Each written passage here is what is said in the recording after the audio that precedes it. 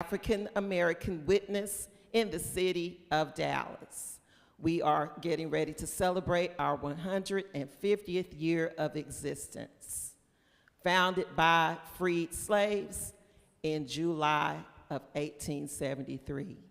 My name is Deaconess Candace Wicks, and I serve as the chairperson for the Government and Political Relations Committee of the New Hope Baptist Church. And on behalf of our senior pastor, the Reverend Dr. Damian N. Williams, we welcome you to New Hope Baptist Church. Thank you to the candidates who have joined us today for their participation in our forum. And we do want to let you know that we are live on the Facebook page for New Hope Baptist Church, and we also are on YouTube as well. We have Councilman Casey Thomas from District 3 in the audience. Thank you so much, and you're welcome. And we also do have the chairperson for the Dallas Chamber of Commerce here as well. Thank you so much for being here, as well as the Vice President of the National Panhellenic Council Incorporated, and we'll do more specific introductions of our VIPs later in the program. At this time, I do want our Pastor Emeritus, the former mayor of Garland, Texas, the Reverend Dr. Ronald E. Jones, to come and give us the prayer, and then we will proceed with the program. Thank you, Sister Candace Wicks, and thank you to all the candidates and visitors who've come to be part of this forum. If you will, join me as we go to the Lord in prayer. Eternal Father, we are grateful and for this privilege you've given us to be part of another day, to be physically sound, emotionally stable, and psychologically fit to come out and participate therein. Heavenly Father, we know that you are the creator and origin of all government systems, and no woman or man sit in the seat of power unless you allow them to. And so we take personal privilege in being obedient to pray for those who are in elected positions, and then to seek to support those whom we will, according to thy will and purpose, who seek the office. We ask your blessings upon those who are seeking the office of the various positions that are on the ballot, that you'll be with them, for no greater call is there than the call to serve.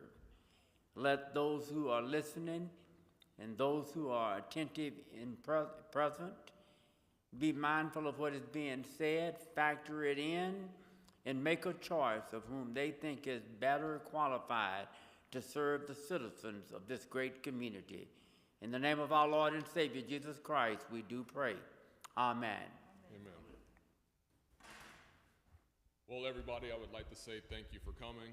My voice does resonate, so please forgive me if you can hear me in the back of the room or through the Zoom. But as we begin, I'm going to first start off with the rules of this candidate forum, and then we're going to get to introductions. Then after the introductions, we are going to move forward with the questions and answers. So first and foremost, I would like to say that this is not a debate. And because this is not a debate, I want to make sure that the candidates do not engage with each other. The focus should be on the questions. Because the focus is on the questions, I also want to make sure that candidates do not interrupt each other, as that is not the focus of this candidate forum. Once again, the focus is to be able to answer the questions. The next thing I want to say is that each candidate will have 2 minutes to be able to answer the questions that are posed to them, and you will be able to answer them in succession. So we're going to move from left to right, so then that way each candidate will have an opportunity to be able to answer the questions that are asked of them. Additionally, as it relates to the format of this candidate forum, I'm going to read a statement, and then that statement is going to be followed up with a question. And then we're going to do that based on various topics. The topics that will be covered in this candidate forum will be everything from jobs to technology to the electrical grid and also to infrastructure as well. There will be no props or no personal staff that will be allowed to be involved in this candidate forum. And also, I want to make sure that I say this: if there is time toward the end of this program, we may be able to have questions from the audience whenever it comes to this candidate forum. And the last and most important rule is this: I want to make sure that everybody remains respectful remains peaceful, and also gives every candidate the opportunity to be able to answer the questions that are once again asked of them. So the next thing that we are going to move forward to are going to be introductions. So this is going to be specifically for the candidates. So whenever you are introducing yourselves, please mention your name, the district that you are running for, and a brief statement of why the people of Dallas should vote for you. All right? Thank you very much. So now we're going to begin with the introductions. Good morning.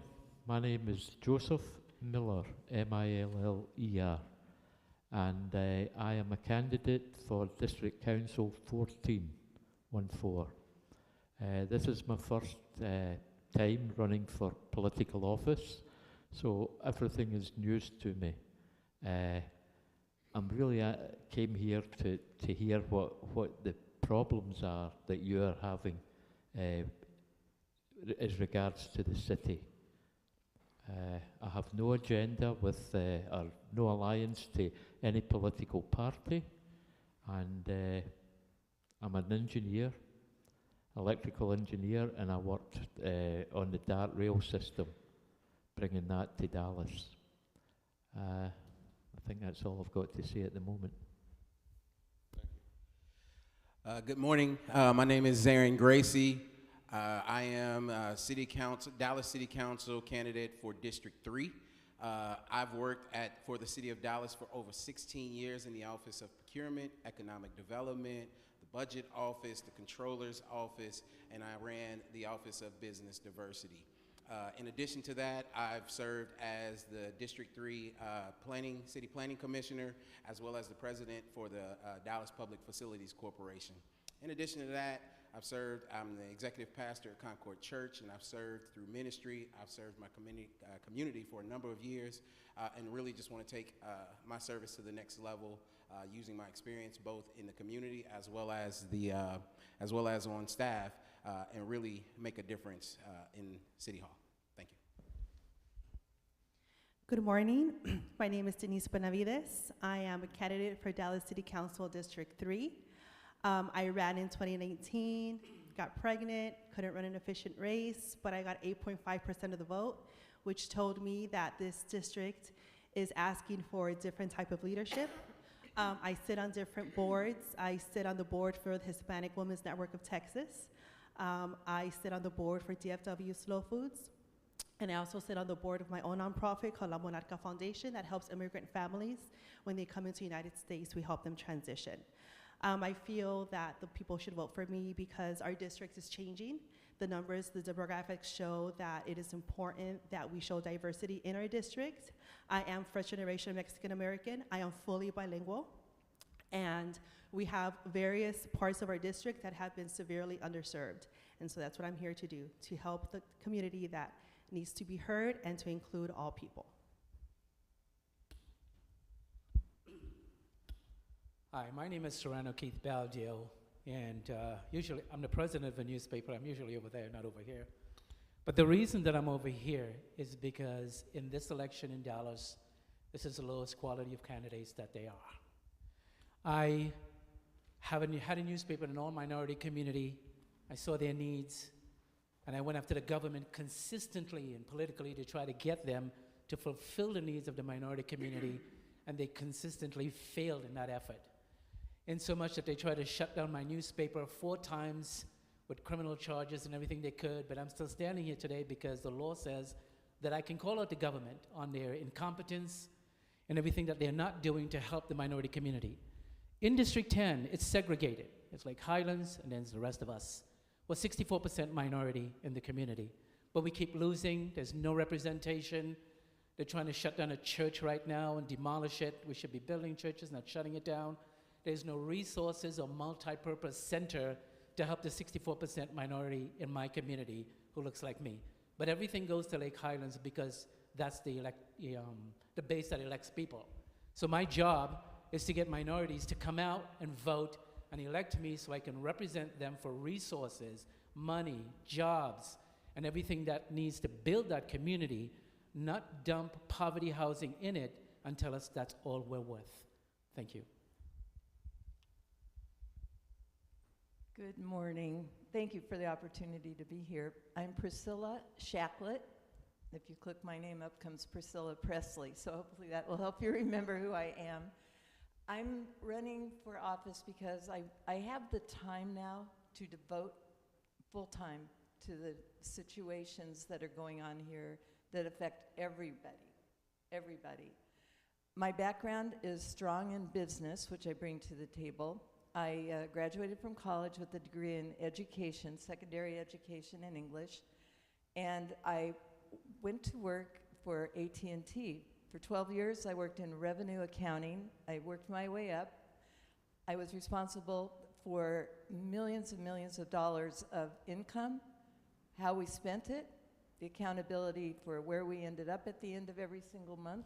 I had to describe and delve into what was going on, where we were dispersing our money, and budget for the following year. My job was to make an efficient, profitable company, and I had many people to answer to, including the Public Utilities Commission. This was in California. I was a computer programmer. I became a systems analyst in the same company, so I understand technology. I understand how we can apply it to what we're trying to understand is going on in our community. I won't be snowed. I am a realtor. I was not anymore. I'm now just a property manager, but I became a realtor. I worked with people who were getting their first homes. I worked with subdivisions. I worked with subdividing. I worked with homeowners associations and so on, placing people in homes and learning about community property values and that sort of thing. One of the jobs of the city council is to make vital use of the property we have and the resources we have. I understand that. I did it for banks and for the public.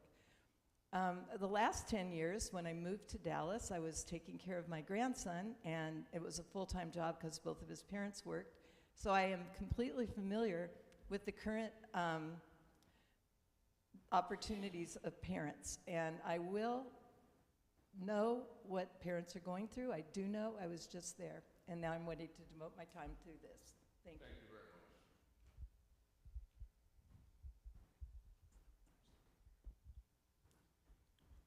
So as I previously stated, we're going to start on particular topics. I'm going to read a statement. Then following that statement will be a question, and I'm going to give each candidate an opportunity to be able to answer the question that is posed for them. So this first topic that we're going to start off with is crime. So the statement is this. On January 3rd, 2023, Dallas Police Chief Eddie Garcia released crime numbers for the city of Dallas, showing that violent crime in the city went down for the second consecutive year. But those same numbers also showed that robberies in businesses and victims were up close to 4%. This is concerning considering my own personal experience of calling the police to report a break-in at my grandfather's law office, the law office of the first black judge in Dallas County, where no one came for more than a few hours. My question is this: what would you say to the people of the city when calls to the police department go unanswered or not responded to in a timely manner? Candidate. I'm not sure of the current staffing with the police, but when I looked it up last July of 2022, round about 500 officers were short.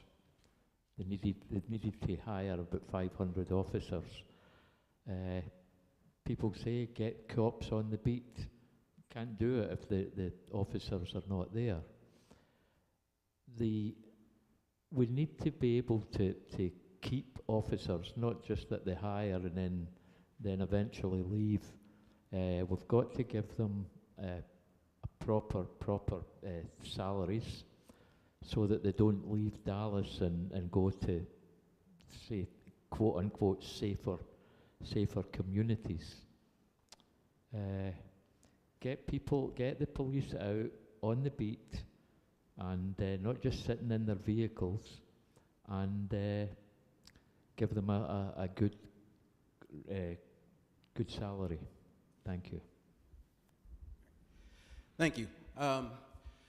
In particular, in District 3, we understand that there are parts of the community, particularly in that Mountain Creek area, where calls can be delayed.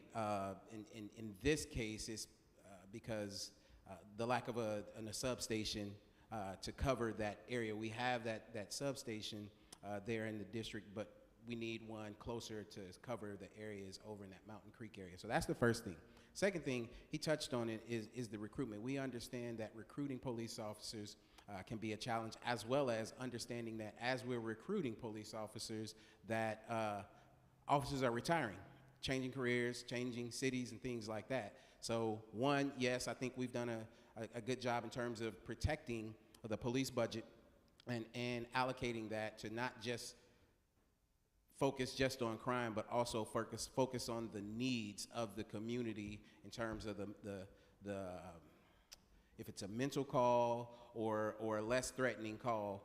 I think we've done a job to do that. So one way is to make sure that those calls and the funds are allocated to address those type of calls. As it relates to the robberies and those minor crimes that are happening, again, it's just there's a public service, but then there's a customer service, and I think that's the other piece that we really want to focus on, particularly as it relates to the city of Dallas. And we do a good job focusing on public service, not always delivered in the best fashion, but one of the pieces is the customer service and making sure that we are responding in a timely manner. Wow. So in our district, District 3, we have a whole precinct that's in Grand Prairie that does not get police response right away. And the reason for that is, like what was said, we need a substation in that area to help cover that area. But also, I think it's important that we involve the police officers into our community. What I mean by that is, I feel like the police officers have to be, number one, invested in our community. If they're patrolling a precinct, but yet they don't live in that area, and they just go home to a whole different part of Dallas, or maybe out of Dallas, and I feel like that's one of the problems. In our Hispanic community, we have Unidos, which is a great program that partners up. It's police officers who cater to the Hispanic community. And I think if we have more of police officers getting involved in our community and obviously recruiting more officers, that would help a lot with the crime. There's a lot of crime in our districts, and I really think that, like I said, getting our police officers involved in the community and getting to know who are the people that live in the areas that they're patrolling is very important. So, quiet as is kept, Dallas did a $500,000 study on the police department. And they found that more cops would not answer the question. Everybody's saying more cops, less crime. That's not true, because their own study said it's not more cops, more crime. It's that the police department is not effective and efficient as it's supposed to be. Now, what did they do with that study? Nothing. You just examined yourself and you found the problem, but they didn't fix it. I speak to police officers who are very low on morale. They have no leadership helping them. They don't feel connected to the chief. One officer said he hasn't even met the chief since he's been here. But the thing that we have to understand is there's something called social psychology for a community. And when a community feels that it has no leadership, like we're all fighting to be, and there's nobody to go to, they will be doing their own stuff, committing crime, running around, doing all kind of stuff. When I showed a photograph of me with a kid who was shot in the hospital with a bullet. Excuse me. I would once again like to remind every candidate that there should not be any props. Okay. Unfortunately. Yes. All right. So anyway, that mother called me instead of all the 11 officials to come to the hospital, because she felt when I speak to the community as the president of a newspaper, they listen to me. And I think with that kind of leadership, I can get the community involved and that kind of unified with the mothers and the fathers to let them know, if you have a problem, you don't need to run to the cops all the time. As the leader of District 10, you come to me. If you feel like shooting somebody because you got a beef with them, come to me before I have to tell my detectives to come find you. So my leadership will be out there open in the community, especially my minority community, where the problems are. And seeing somebody like me and knowing my office is open and you come to me before you do something stupid, I think that would help. So my thing is just, it's not just the police, it's all of us. Thank you. Thank you. I think the police department needs to be run more like a business. Right now, As far as I know, they do not have a signing bonus, and they do not have a retention bonus. If you sign on with our police department, you should get a bonus right now because we are so short of police. That will attract police officers from other places. Dallas is a beautiful place to live and work, and we need to attract, and we can attract police officers. If they're given an adequate signing bonus, they will be incentivized to stay, because if they don't, part of the contract will be that they return part of that signing bonus based on how long they stay. Year number 2, perhaps another one. Once they stay on our force long enough and we are adequately enforced with police officers that crime starts going down, I believe we will see an improvement in the happiness and the longevity of our police department. I would also like to speak towards getting our children to learn what laws mean at an early age. I would enforce crosswalk enforcement near the elementary schools and middle schools, so kids learn there are laws early. If they don't follow the crosswalk rules, then they can go and do some community service around the school. Start learning that laws apply to people. Let's help our police and build a better, healthier children's community as well. Thank you very much.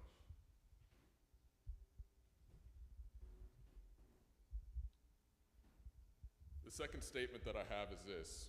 In November 2022, the Dallas Morning News requested every justifiable homicide incident report, but the department, as of the time they ended up releasing the article, did not respond to the request. Justifiable homicides, for those who do not know, are not listed in the police statistics whenever it comes to fatal homicides. And unfortunately, that means the killings of Kyle Dale and Donathy Dottie are not also listed as well. So my question is this: when it comes to media and access to information such as this, should media outlets be able to access this information?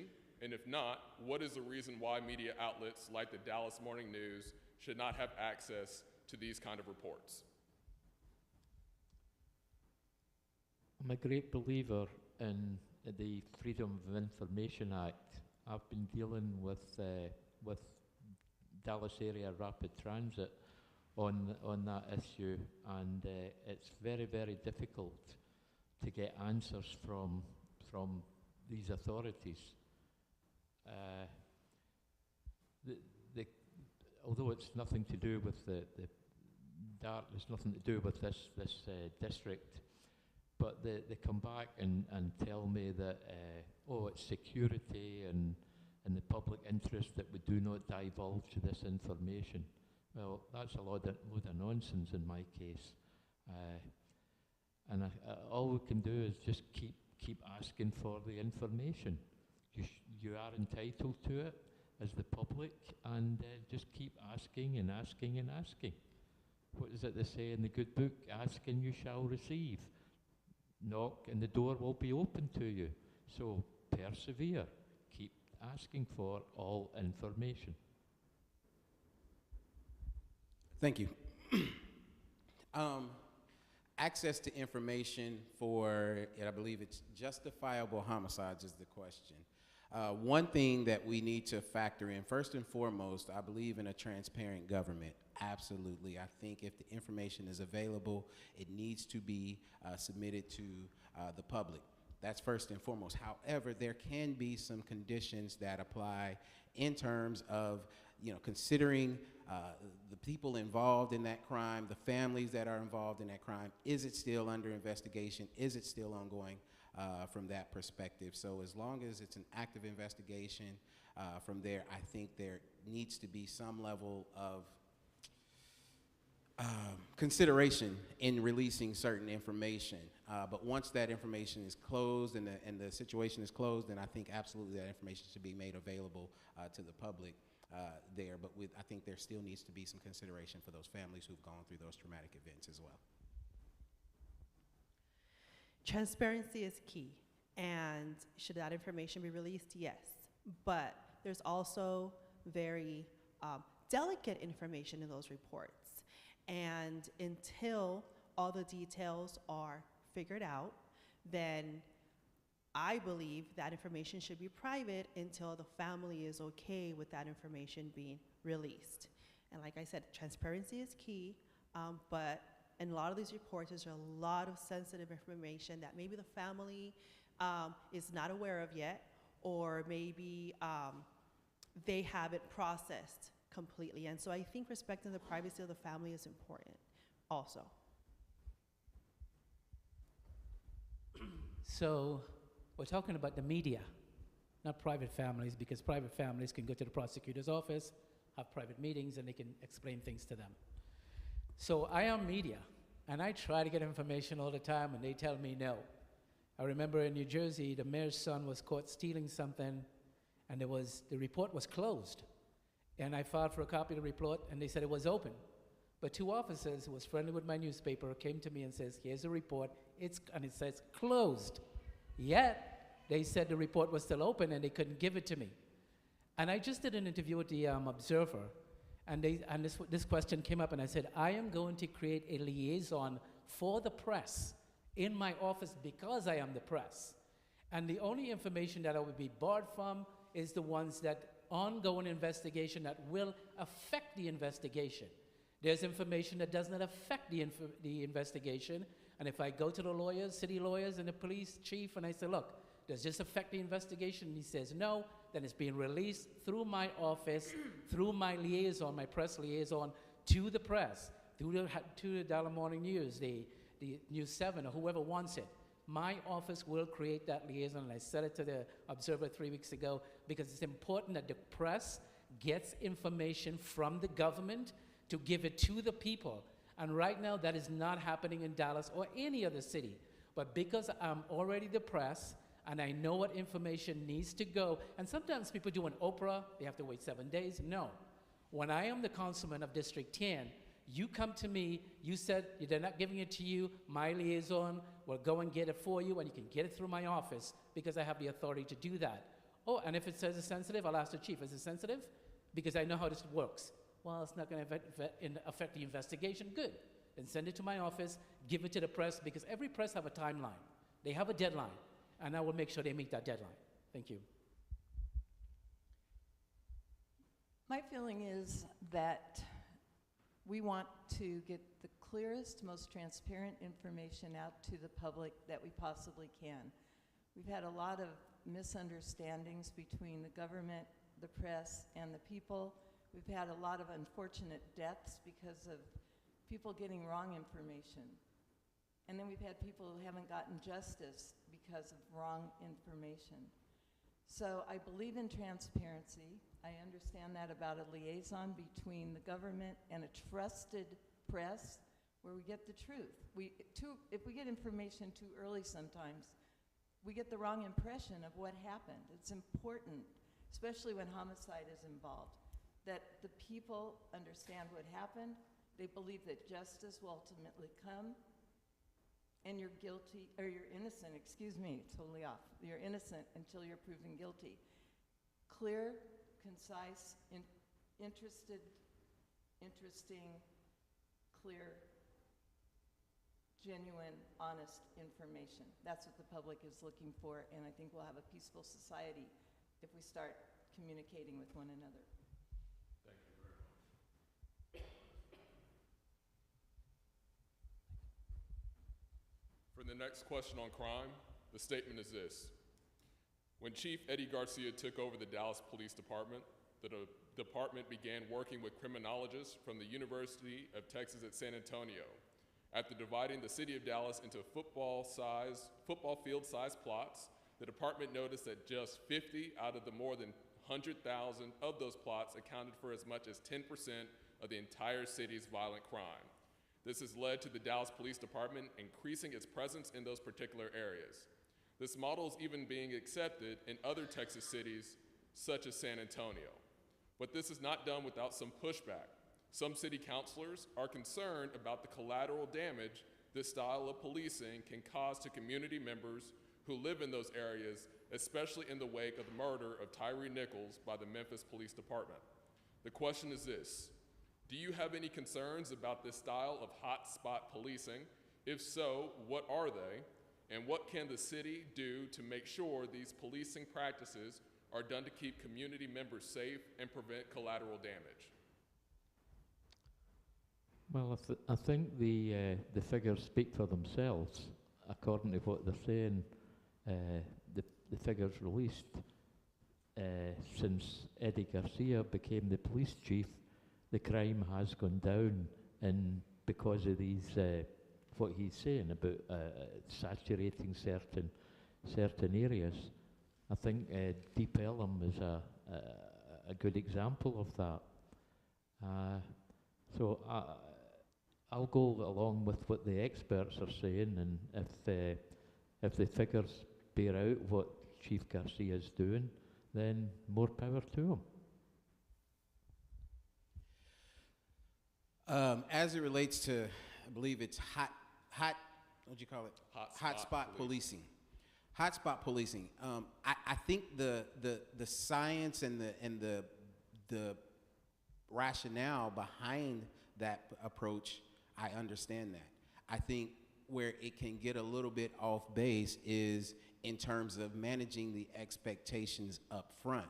I think, as a leader, when you establish a certain new strategy or an approach to something, I think it's very clear to set the expectation for those that will be managing that process, to set that expectation up front. Just to give you an example, had an incident in my neighborhood, love my neighborhood, Capella Park, but we had an incident where he was the head of our neighborhood security, our committee.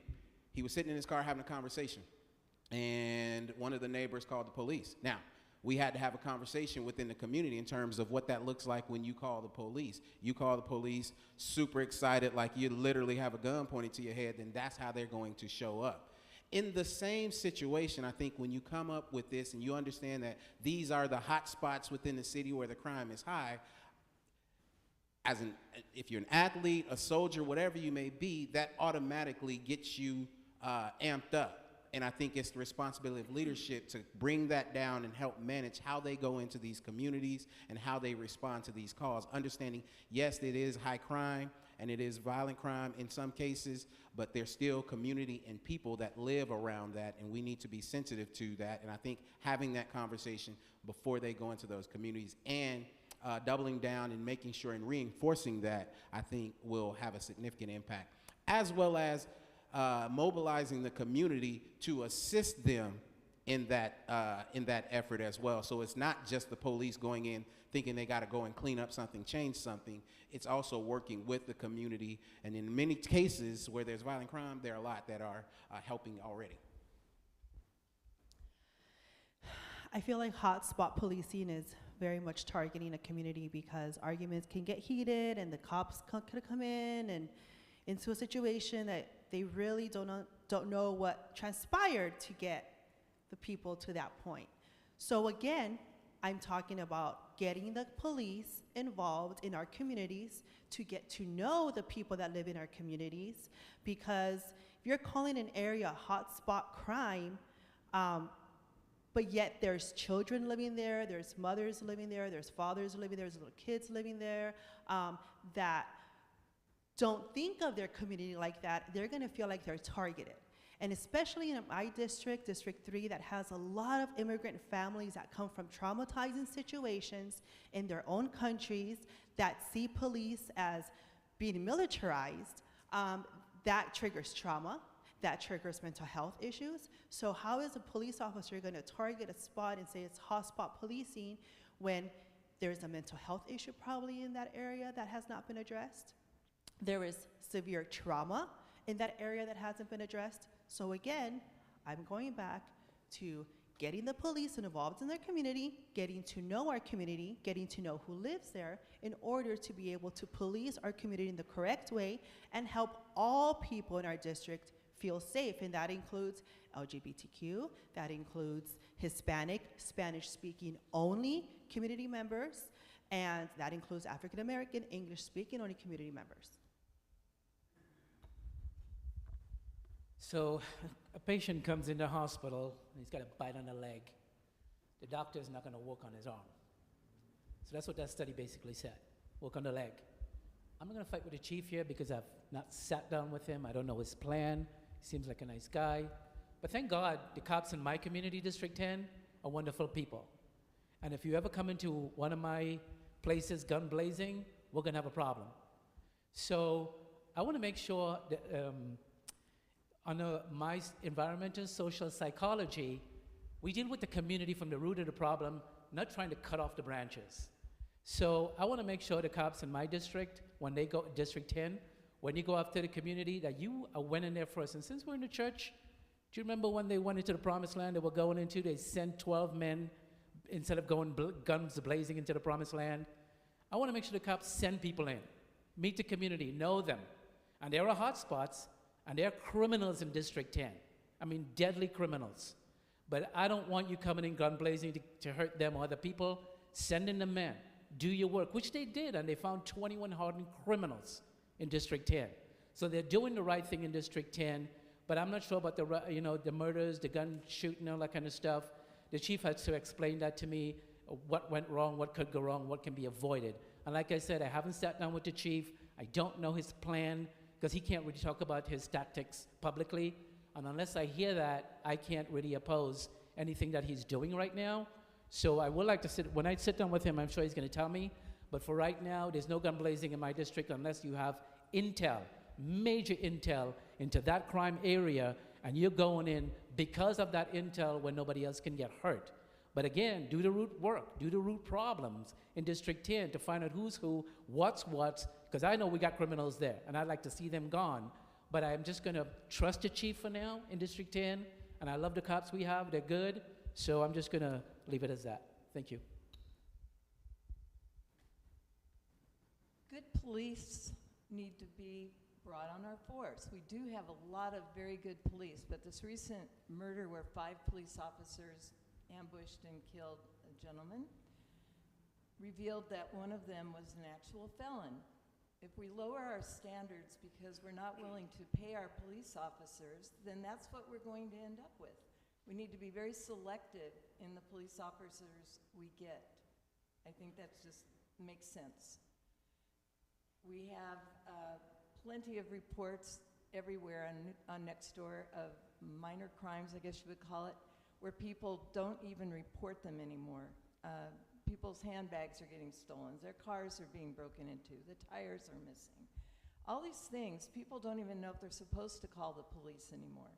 So when we talk about hot spots, I think they need police to come there and save the citizens that live in those communities. I don't have a problem with identifying where police officers are needed. I want to make sure the police officers that show up are good police officers. So that's where I am. And I also want to look at the demographics of who is committing crime now. I think we have to have the police go into our high schools and become part of the fabric of our schools so that the kids who are starting to become vulnerable and may commit crimes know the police, know that they're there for them, and have a community. Thank you. The next topic that we are going to discuss now is going to be jobs. So with that, the statement is this. There's a Dallas College certification program in South Dallas that connects workers to skills, jobs in high demand that gives those who enroll in the program an opportunity to earn 5 certifications in mechatronics, where they will master mechanical drives, power fluid, programmable logic controllers, electrical motor controls, and robotics. Question is this: considering programs like this can be impactful for the workforce and businesses in the city of Dallas, how would you, 1, make sure the number of programs like this exist, and 2, how community members can continue to access programs like this across the city? That sounds like a very good program that they've started. When I was I worked for 3 or 4 years in Puerto Rico, and the government there, as part of the contract, they required that student interns got hired by the companies doing the work, and that proved to be a great success. We had the local students learning what excuse me, learning what working was all about. And actually one of the interns that worked there came and joined me in Dallas, and he's working in Dallas now. So yes, I will give every encouragement to companies giving teaching children, young boys and girls, how to do things. One thing that when we opened the DART rail system in Dallas in the 1990s, one of the students told me how great it was that he could then travel from the outskirts into El Centro College, and that made me feel really good on what I had been trying to do. So this is something that's very near and dear to my heart. Just a quick story about myself. Prior to this, I grew up in Kansas City, and prior to getting my intern, I got an intern through En-ROADS, if you're familiar with that. En-ROADS intern, my junior year, just before my senior year in high school, ended up working for a bank downtown. Prior to that intern, I'd never been downtown. Now, if you know anything about Kansas City, basically 0, and the higher the number goes, the further south you go. I lived on 29th Street, and 0 is downtown. I'd never been downtown prior to that intern. That intern changed the trajectory of my life. That intern changed the trajectory of my friends, because my first experience at lunchtime, there I bought myself a shirt and tie and all of that, and just opened my eyes to, I'd seen black people, professional black people. I'd never seen that before. So jobs can change the trajectory, and access to those jobs can change trajectory. When I was at the City of Dallas, I worked in the economic development, and I managed the workforce program. And we worked with many of those, Dallas College, program down in South Dallas, and all of these, understanding that all of these jobs and these trainings are there, but making sure that we had access. Before I left, I wanted to make sure any organization that calls the City of Dallas thinking of relocating to the city, I wanted to connect with their HR almost immediately. Usually there's about a 2 to 3 year time frame before they come, and I wanted to make sure that they were connected to the HR to understand their needs, so that I could connect the HR and those companies to these job programs, and have the folks, as they're graduating, as they're starting, when they finish, they're already in a job. I think this idea of coming to the city, then having a job fair, it is effective, but I think it's better if we can already have the folks working by the time the folks move and relocate, before they move and relocate. As a mother of 4 children, my oldest being 9 years old, I understand how important it is to talk to our young people about work and about getting jobs. And so I think in order to get these programs throughout the whole city, would be partnering up with nonprofits. I love the nonprofit sector. There's so many people that nonprofits serve. They're so diverse. And I think including the diversity of the nonprofits and extending these programs through the nonprofits is very important. I also think partnering up with obviously the school board trustee that's in our district to expand these programs and to start with early, just early jobs. I'm a small business owner, my husband's a mechanic, and I'm a licensed car dealer, and I myself have participated in encouraging young mechanics from Dubisky High School, actually in Grand Prairie. They're already going through mechanic school in Dubisky. We have taught them how to serve real life situations in your job. So I think these programs, yes, should be expanded, and through nonprofit work and through community work, and just letting the community know that these programs exist and where they are. I think this issue creates a huge problem. If I wanted to build a factory in Dallas to make components for computers, I don't have the workforce. I don't have the trained workforce for residents of Dallas. So now I have to go back and say, how do I train these people in Dallas for what I want to build? Those jobs that you call up there, we don't have the workforce for it because they're not trained for it. So a lot of people come from Kansas, Arkansas, whatever, they live outside Dallas, and they drive in to take those jobs. The only thing you could do is encourage or require by law 40% of those businesses hire people from Dallas residents.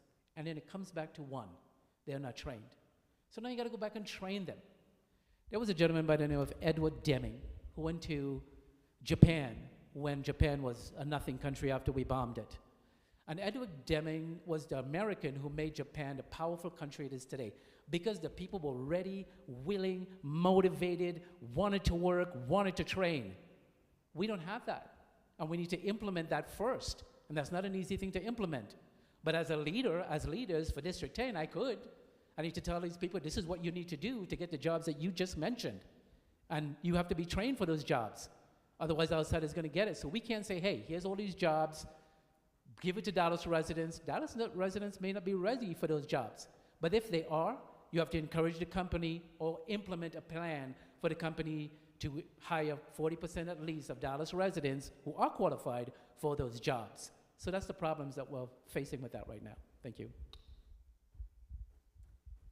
When I decided to run about a month ago, not very long, one of the first things I looked into was one of the hot spots in my district, which is Vickery Branch, Vickery Park.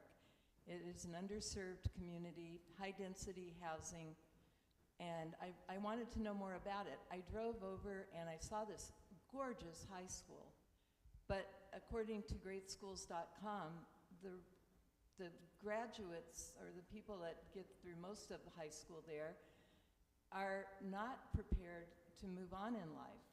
The rating that greatschools.com gave this school is a 3 out of 10. Many of the kids are barely proficient in English and math. They're not really prepared to go on with life. So I was really concerned when I saw that one of the city council members was a liaison between the principal and city council, supposed to be listening to what the issues were. Why are we turning out children that aren't able to just function?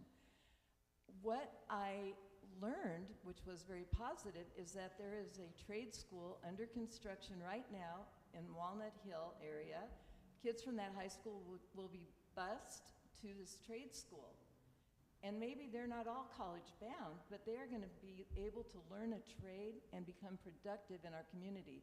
The school doesn't get a lot of publicity, but I will absolutely be behind this school and others like it to help kids that are not college bound make themselves productive citizens and useful to our community.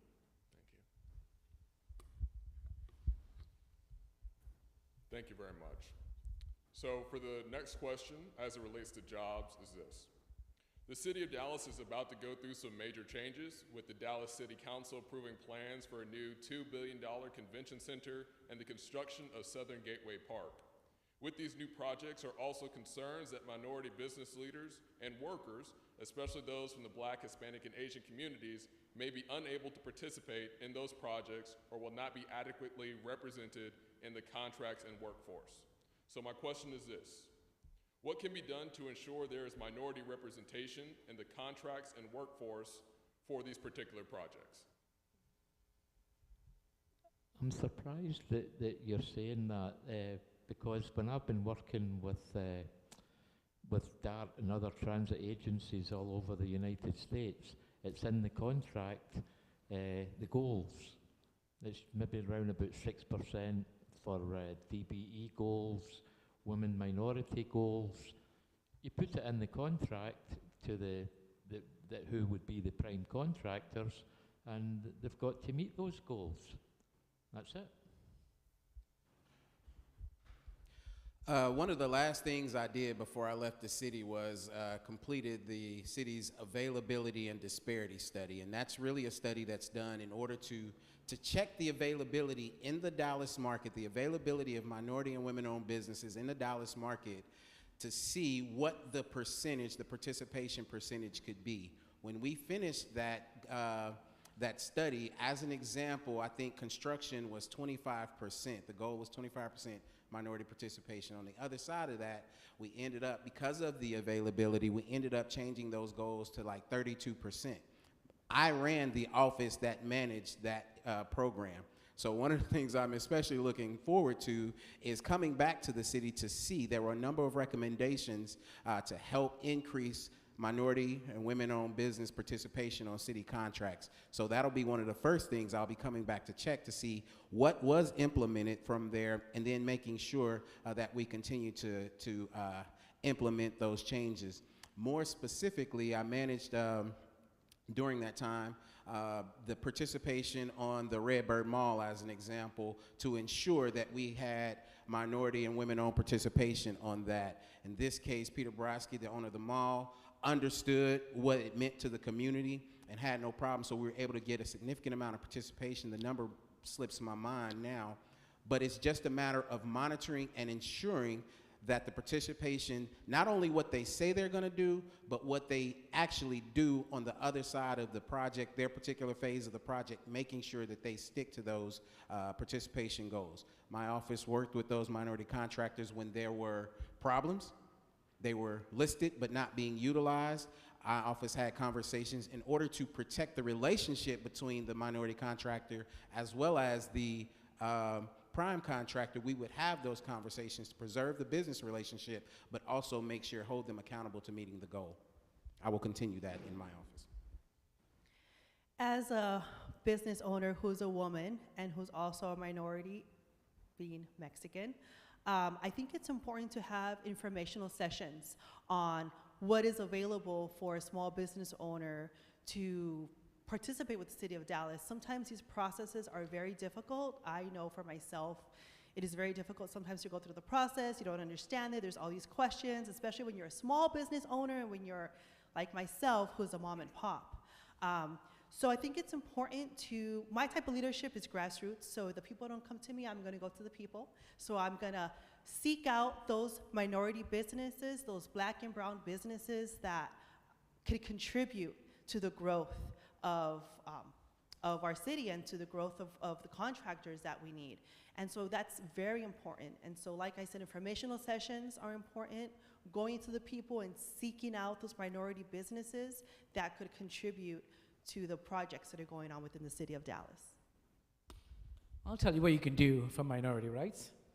You can vote for me, Dallas District 10, number 3, because I become the stick, I become the whip for the people that don't want to give equal share, fair share. What I would do is by mandate, what I would do by policy, is to make sure that minorities get fair share of the convention center. And if the folks on the other side doesn't understand what fair share means, I know how to explain it to them legally. So being on the city council and having that power, I'm telling you, there's a lot of power in the city council. You get things done that, nope, I don't even think that the council people sitting there knows what they can do. But fair share will be my policy on the convention center. And having me on the city council is having a watchful eye on fair share. So if I see it not happening, I know what to do. I know who to go to make sure fair share on the convention center is implemented to minorities equally. We have a diversity office here. We have a racial equality office here. And all those things are tools.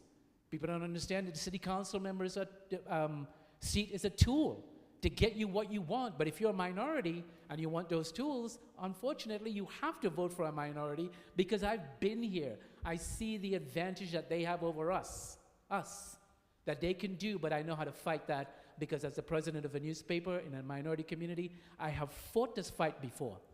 Like when they're trying to demolish the church right now, the Cornerstone Church in District 10, I said, no, we can use that for training. We can use that for performance. We can use that for community engagement and all these things, discussions just like this, multi-purpose. So we can engage the convention center and says, fair share is my policy on you. Make it happen, or I know how to use the city council seat in the law to make it happen. Thank you. The Dallas City budget for the 22-23 fiscal year is $4.5 billion. The convention center is proposed to be a $2 billion project. Imagine half of our operating budget effectively will go into this. It's a gigantic, gigantic project. I'm looking at it from a business point of view again, and I hope a practical point of view. our diversity groups and that sort of thing need to make sure that every community, every race, every minority in the area is notified of the project and what all the opportunities there are. And then they're aware so they can apply to be part of the $2 billion project. Half of our community now is minority. It's getting there. And so it's not fair if they're not informed that certain gigantic projects are happening. Let's make sure everyone knows the applicants are people that we're judging on their merit, that they can perform the tasks, so that when we get this final project completed, all of us who are taxpayers, who pay for rent here, who do anything and everything, have a convention center that is worthy of our city, that brings business and revenue into our city. That's the ultimate goal, and that everyone has an opportunity to participate. So let's have the diversity group notify the community. Every minority business and women's group can have an opportunity to be part of it. That's the big deal. Base it on merit. So moving forward to the next topic, which will be education. School safety is a major topic of discussion after last year's massacre at Robb Elementary School in Uvalde, Texas. This is especially the case considering some of the gun laws in the state. The question that follows is this: when it comes to school security and safety, should the Dallas Police Department play a greater role in the Dallas Independent School District? If so, how? And if not, why not?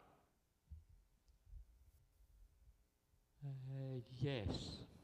Yes, the police are the ultimate authority. The police should be involved in it. They need to, and there needs to be inspection by the police to make sure that the schools are following the requirements, keeping doors locked, not leaving them ajar, that teachers know how to react when there's an alarm goes off, that the schools inside need to have the doors properly locked, that they can, that in an alarm situation, that all that costs money, and but it really needs, say, the police to go around and check those things are happening and keep the children safe. I have to say this too. I'm going to yield some of my time just to go back and say, because the president of the Dallas Black Chamber, or the chair of the Black Chamber, sitting there, and I happen to be on the Black Chamber too. So going back to that last question, I will also continue to work as a board member for the Black Chamber, former board member for regional Black contractors and Hispanic contractors and all of the minority groups. I will continue to work with them, but I had to say that because he folded his arm when I failed to mention that, so I'm just messing with him. Anyway, on your question, as far as education with the DIS, listen, I'm not going to pretend to know everything, and one thing I don't know, or one thing I do know, is we started this conversation talking about the shortage of police officers, so the idea of trying to stretch the DPD even more to be into the Dallas schools, I think could potentially stretch them. What I will say, and I don't know if they're already doing this, but I think there is an opportunity for both the DISD police and the DPD police, and even the DART police, if they're not working together and communicating as one, to understand what the full cycle as it relates to the public safety, what those needs are, and making sure that they're working together almost as if they're one unit. I know they're separate, but making sure they're working together. I don't know if that's happening now, but if it's not, that is a recommendation I would do, because there's some overlap in terms of training, overlap in terms of addressing those mental issues, drug issues, things like that. So there's some opportunity, but I don't recommend, I just don't know that we can afford to have DPD as involved in DISD when they already have a DISD police. So I'm going to try to talk about this without getting emotional, because Uvalde was very difficult for the Hispanic community. Let me just say that. Also, the police failed Uvalde. They failed that school, that community, the people that were there. As a mother of 4 children, 2 which are in school, My kids are going, one's a kindergartner. They are going through training on how to hide from an active shooter. That killed me. That broke my heart when my son told me. I remember when I was little, I was raised in California, specifically Compton. So I know the issues. I mean, I was raised in the hood. But I remember when I was little, we would worry about fires and earthquakes, not about having an active shooter in your school. So with that said, we need to handle this in a compassionate way because children, especially little kids that are kindergartners, first graders, don't understand the society that we live in. They think, my son thinks that he could beat up a guy with a gun. He's 9. How do I explain to him that that is not possible and that he can get shot and killed? How do you explain that to a kindergartner? So this has to be dealt with compassion, sensitivity, and we have to understand that putting more police in our schools is also traumatizing because a lot of these kids come from immigrant families where in their countries, again, police is militarized. So I believe we should have some type of task force, some type of conversation first with DISD and of course the parents and figuring out how to make our schools safe, but it has to be done in a sensitive issue and in a way that's compassionate and also that parents understand how to relay this message to their young children.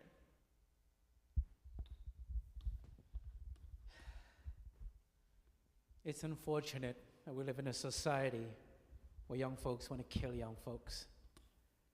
I think the police department should be in the schools because that's the doorway of protection.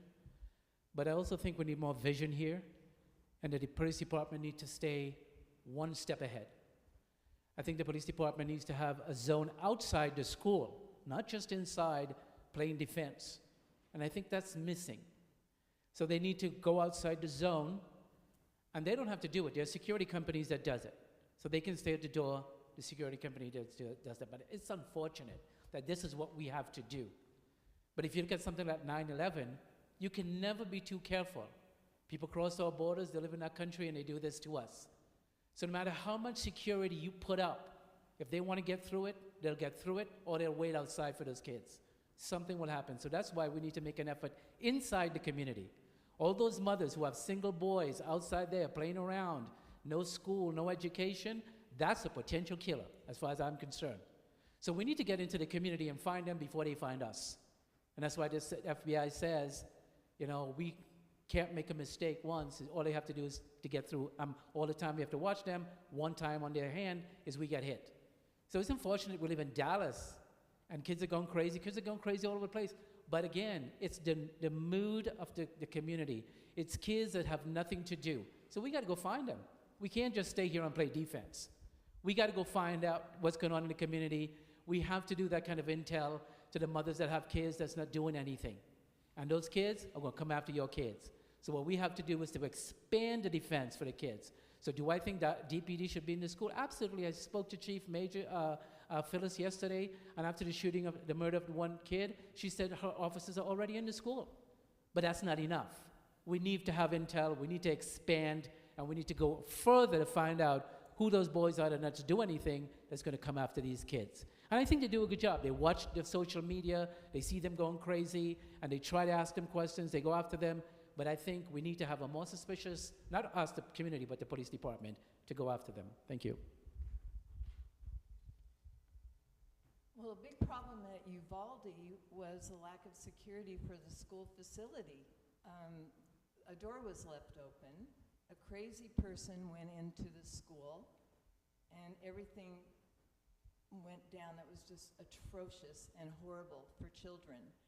The police department responded, but didn't go in to save those babies. People were being shot while they stood outside the school until they got brave enough to go in. I'm not exactly sure what all the dynamic was there, but this involves police training specific to schools. It involves school security.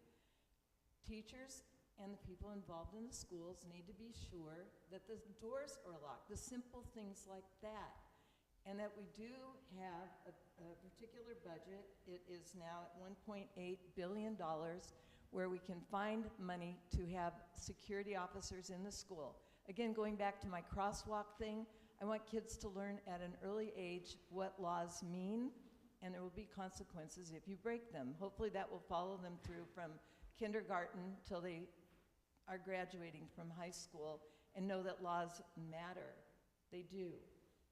We are a community, all of us, of love, and we want our children to feel loved. When I grew up, we learned how to duck under our desks in case we got bombed.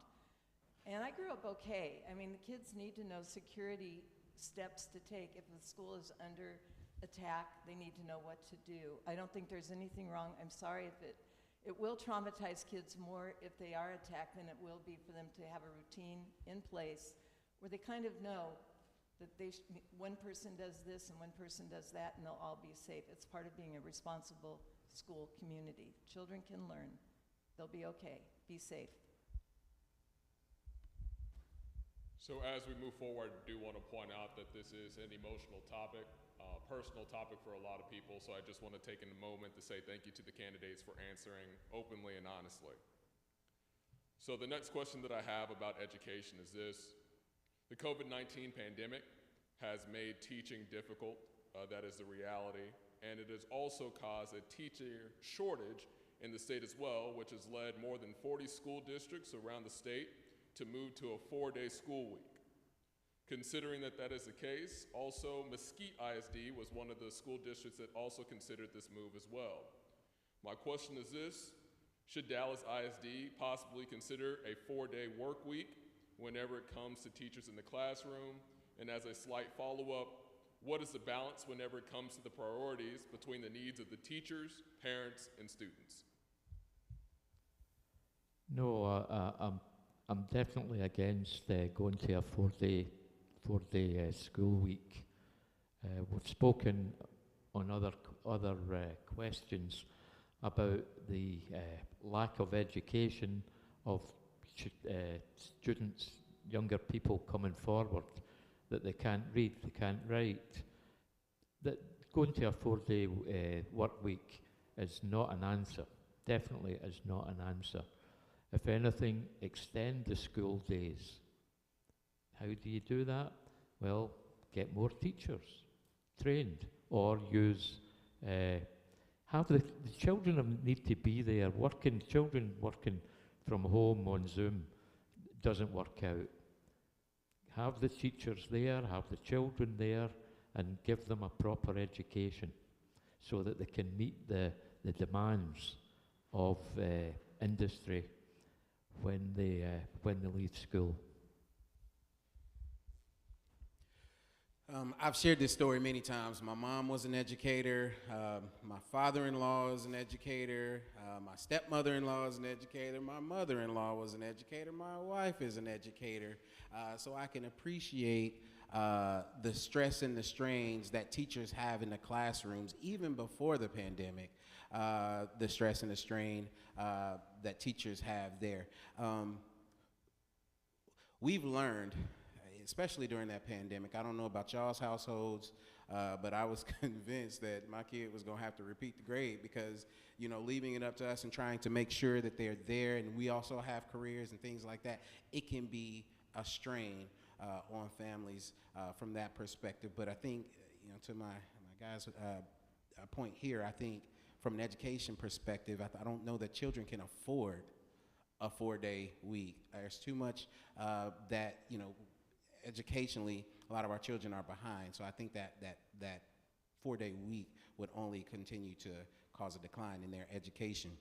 Now, with that said, I think there's, and again, understanding education isn't necessarily the job of the city council and things like that, but I think there's conversations that we are having, and that can continue to be had to figure out a better way to address that and address the needs of the teachers.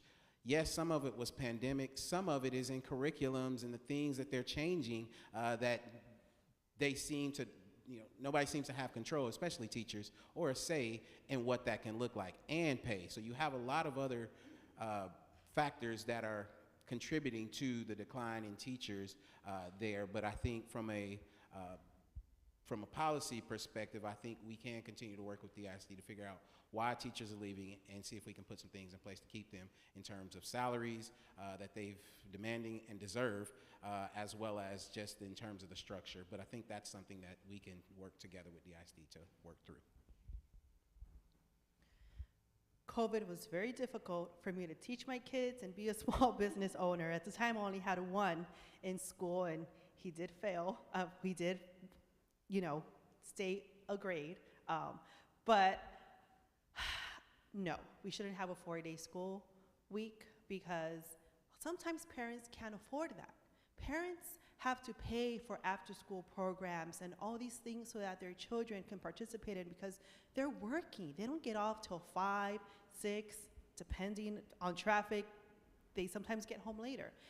And so I think it's important, number one, to give teachers more money. Teachers do a lot for our children.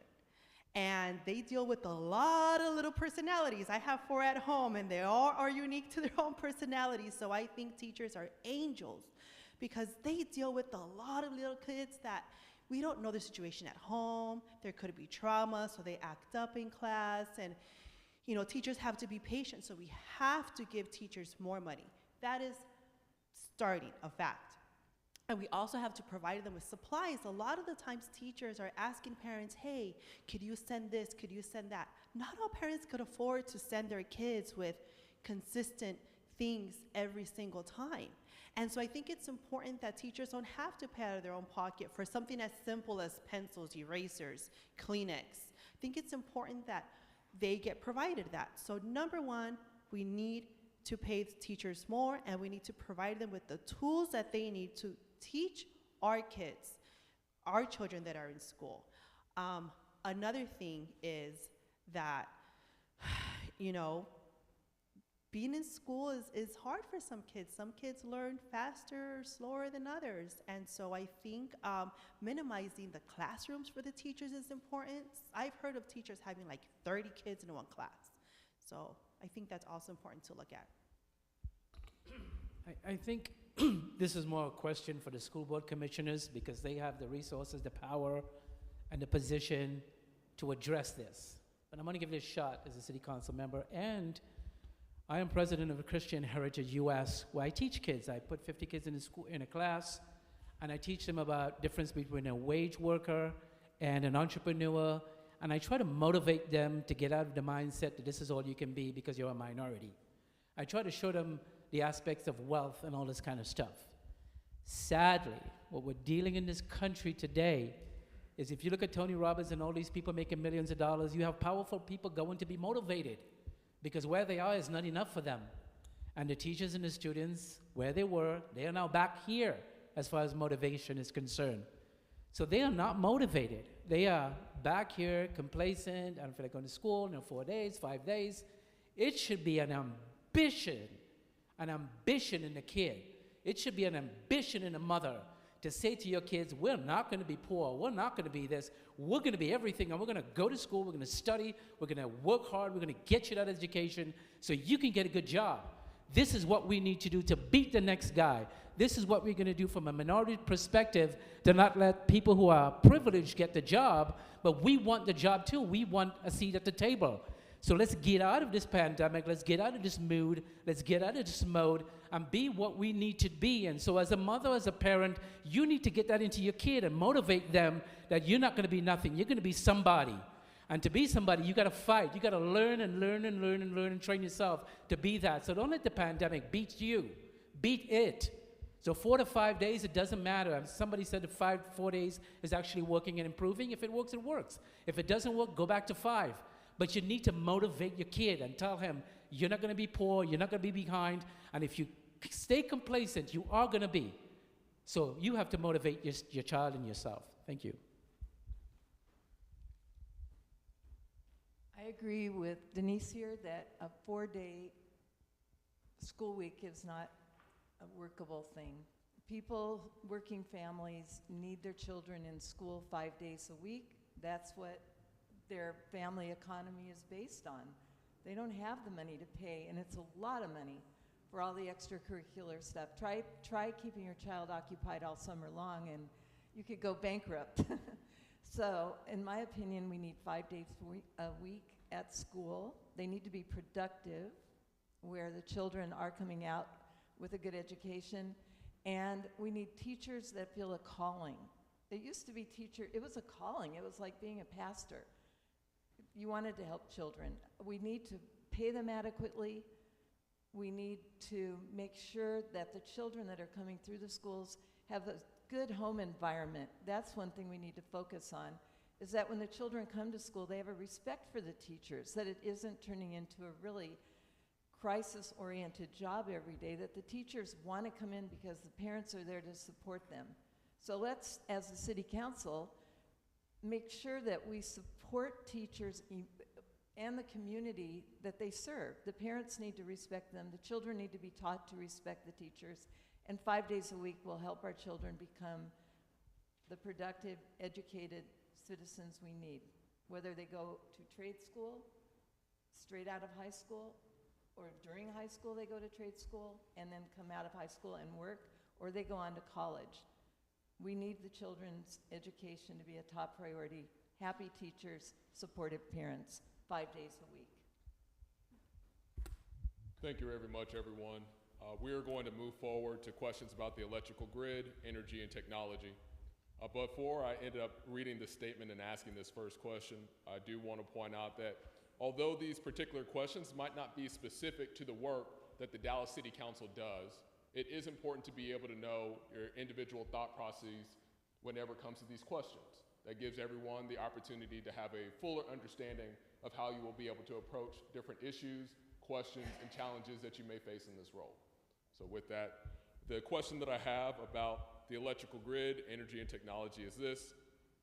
At the beginning of February, late January, the state of Texas faced a storm that left thousands in Dallas without power. And again, this past week, we faced another storm where thousands were once again left without power. To many in the city, this seems like a far too often regular occurrence, especially considering the fact that they may find themselves without power, but they may be able to see the Dallas skyline lit up. My question is this: what can and should the Dallas City Council do to make sure that there is more of an equitable access to energy throughout the city, but also to make sure that in the event of situations like we found ourselves in last week, that people in the city are able to have power? I'm an electrical engineer, so I read up my technical papers about what's happening. I think it's a mistake for Dallas, or not for Dallas, for Texas to have their own electric grid system. Definitely there's better, it's best to have a national grid system so that if something fails someplace, the grid system, it's like a spider's web. It can supply the power and to that area.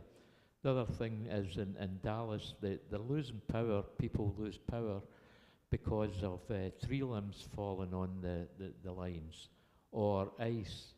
They need to go through the city and make sure that all the lines are clear.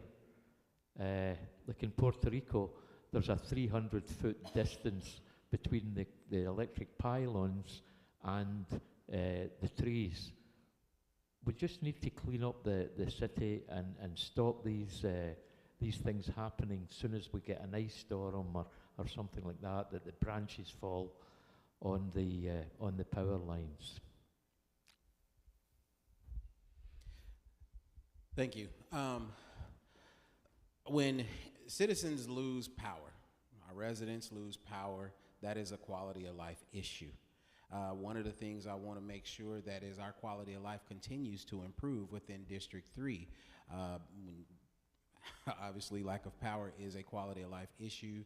The reasons behind the lack of power, I think, is building those relationships. I know we have the ongoing relationships with Encore and things like that, but I think it's just continuing to foster those relationships so that if these things happen that are out of our control, we can make sure that the response time to get people back up and running adequately and effectively and efficiently is in place. And I think we've been through enough of these disasters, that our response time should be just a little bit better, whether it's the situation with Atmos Energy a couple of years ago in the gas lines and things like that, or it's the power being out.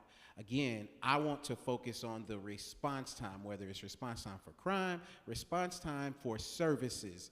I think I want to make sure that we are prepared as a city, whatever services and roles that we have to address and help in that space, that we're equipped to do that and play our role. I think understanding making sure everybody knows who's on first when these natural disasters occur is important. And I think one of the things I'd like to look at is having more conversations. When I was at the City of Dallas, we worked on continuing the operations in the event of natural disasters, and everybody in the city kind of knew, the fire department, the procurement. I think we need to do a citywide something like that as well, to make sure that the city and all of its functions can continue operating as quickly as possible when these type of events happen. But quality of life and the public service and the customer service associated with it will be a priority if I'm elected, when I'm elected. When the winter storm hit, my husband and I we got really busy feeding people, because the people that my nonprofit serves, La Monarca Foundation, they were calling us, saying they had no light, they had no food, they had no heat. And I remember we drove all the way to Fort Worth, and I remember seeing the Cowboy Stadium lit up. And I was so upset, because I was like, so many people are suffering right now in the cold with no food, so many children suffering. And yet the Cowboy Stadium was lit up, like just bright. And so I think it's important to hold people accountable. That is the kind of leadership that I am, and that's the kind of leader that I'm going to be when I'm elected. Holding people accountable, calling people out, and telling them how they are failing our community. The whole state was almost at the point of losing light, the whole state. Thankfully, my neighborhood, we had light, so I was able to cook and feed people. I was taking food to warming stations, because we had buses at different rec centers that were warming people up, and we were taking coffee, hot chocolate, pan dulce, soup to different warming stations, because, again, our government failed us. So holding people accountable and making sure that they upgrade our grid and invest the money that has to be invested, and stop cutting corners. Because this is a quality of life issue. There are seniors that died because it was so cold for them. And so, again, holding people accountable, and that is the type of councilwoman that I will be. I will hold people accountable, I will make those phone calls that are needed, and I will call these people out to make sure that all people have a good quality of life, and that never happens again. I think the question of the grid is beyond the scope of the Dallas City Council. I mean, it's more of a state issue. But when we had the outage, I was out doing videos, showing people how to open up the outside pipelines and shut it off when the temperature dropped, so they won't have their pipes burst.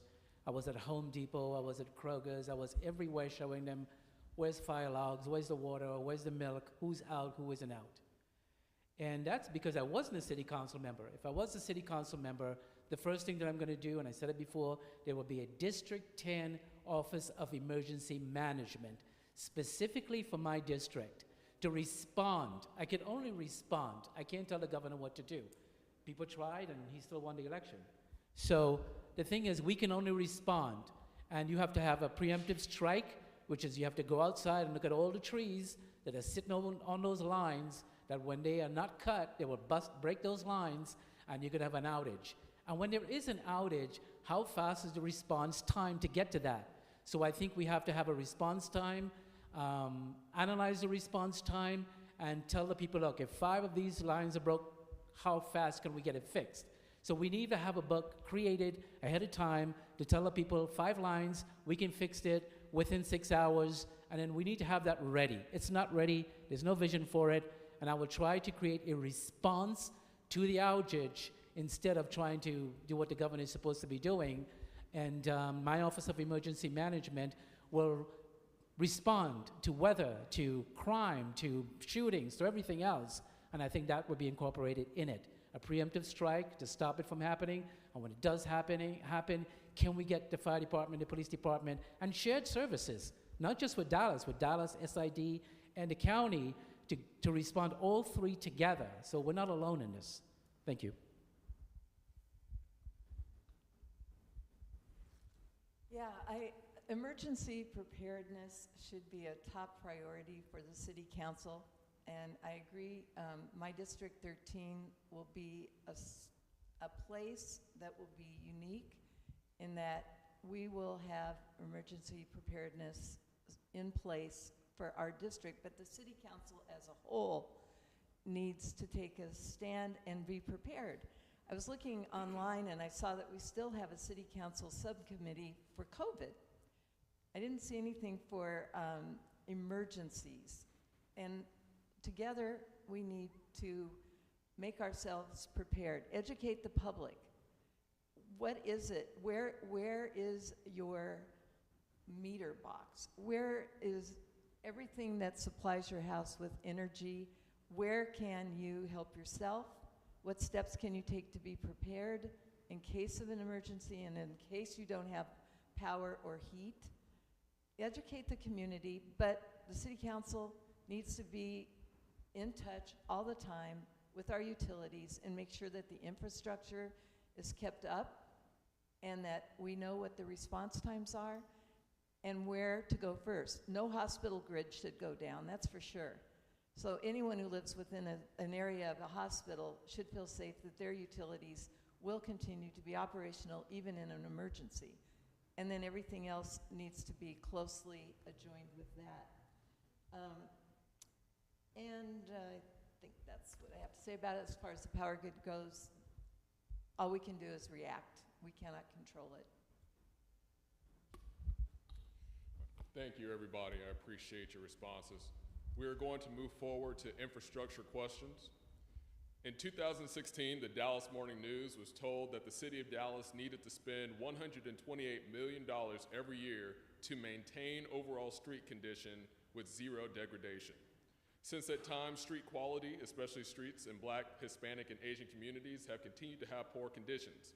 In fact, a 2022 SMU study determined that there are 62 infrastructure deserts in Dallas, in predominantly minority communities.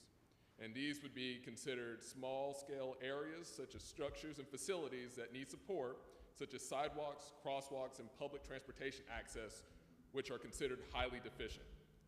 My question is this: these complaints and concerns are certainly not new, especially for the community members who live in these infrastructure deserts. What would you do in your role if you were elected to be city councilor to make sure that these community members are heard and help resolve these issues to make sure that they are not continue to worsen? I live in uptown Dallas, so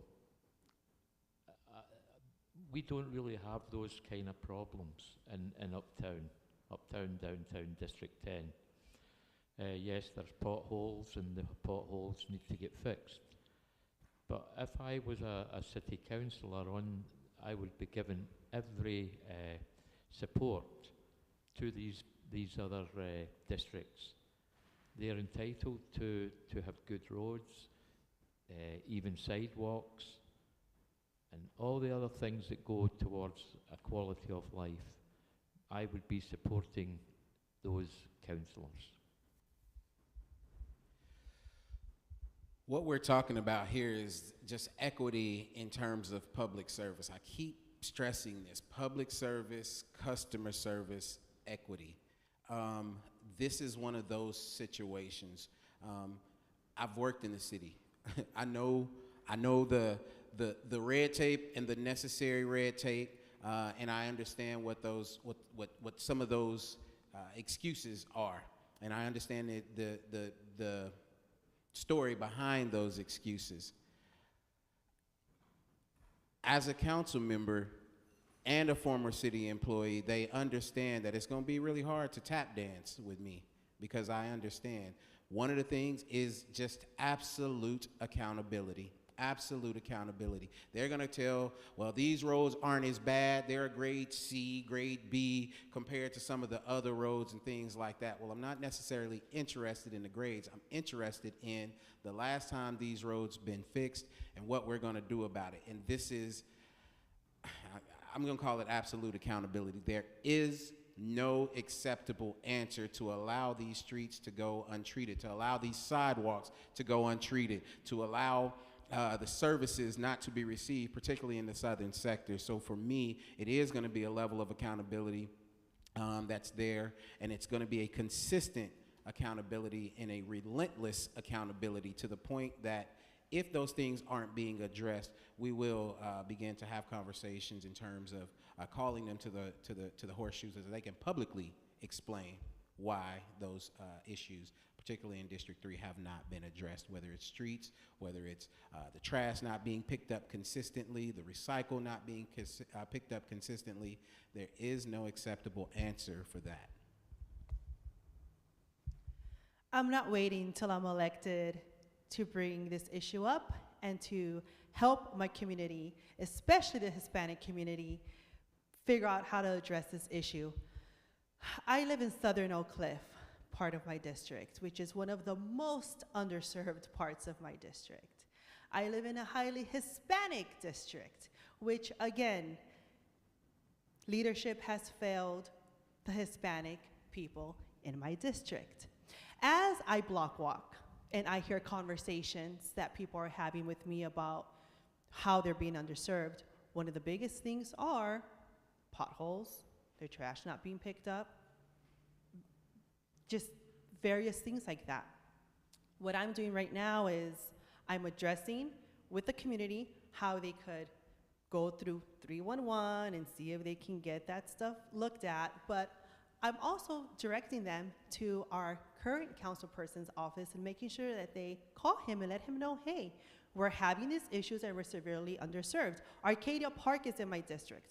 All Hispanic people. Not once has anybody gone over there to help them with their infrastructure. They have flooding issues because of the area that they're in. When it rains, it floods a lot, and they're being told, well, don't build your house there. These are communities that have been there for a very long time. You have generations of families there in areas like Arcadia Park. And so it's important to address these severely neglected areas, especially the Hispanic districts that have been severely underserved for many, many years. And so I'm already addressing these issues. I'm figuring out in my campaign how we're gonna get these issues fixed and how we're gonna make sure that we hold people accountable and we make sure that there's correct infrastructure, especially in the southern part of my district. So your question was minority community and what can you do to be heard? In District 10, it's not just potholes in minority community, there's potholes in the white community. There's construction that needed in the white community as well. So it's not just minority, but if you want minority representation, go vote District 10 number 3, and I'll be there for you. So what can you do to be heard? So I was a president of a newspaper, and I would go to the council meeting for over a decade, and I would sit right over there to the right. I had 3 writers, and they would say, Mr. Serrano, why are you here? Why are you here when we're here? And I said, because I see things that you don't see on the council members.